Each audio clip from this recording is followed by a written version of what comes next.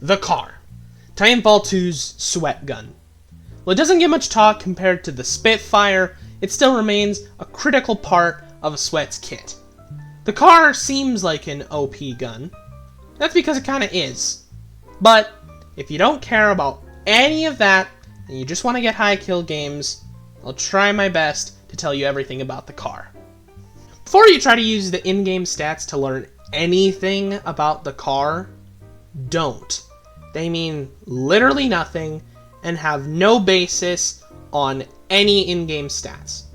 So all the stats I will be sharing are from the wiki.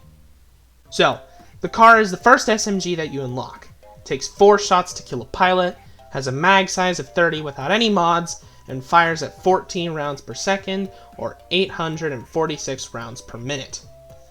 It has a fall-off range of 19.05 meters, and falls off until 57.15 meters. The gun has next to no recoil at close range, and minimal recoil at mid-range. The gun also has almost no bullet spread, meaning that your shots won't stray far from the center of your crosshair. When you want to build the C.A.R, you almost always want to use Gunrunner, unless you can do slide hops consistently. As like most SMGs, you're going to be fighting up close, probably while running or sprinting at your enemy, so not being slowed down to walking pace can really help you win fights. For your second mod, I find that speed loader and extra ammo are the best, allowing you to win fights that drag on past the first 3 seconds or so. Quick swap is a bad pick for all primary weapons, as you don't tend to switch to your primary weapon very often.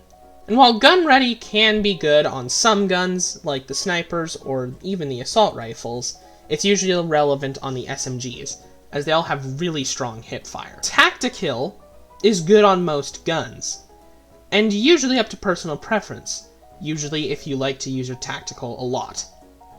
When you're choosing an optic, all of them are fine, but the thermal optic can take away your second mod slot, so take it at your own discretion. If you run the C.A.R, you're probably a sweat, but not good enough to use something more out there like the Kraber.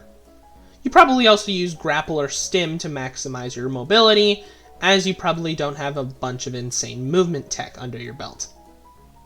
Now in my opinion, this is all fine.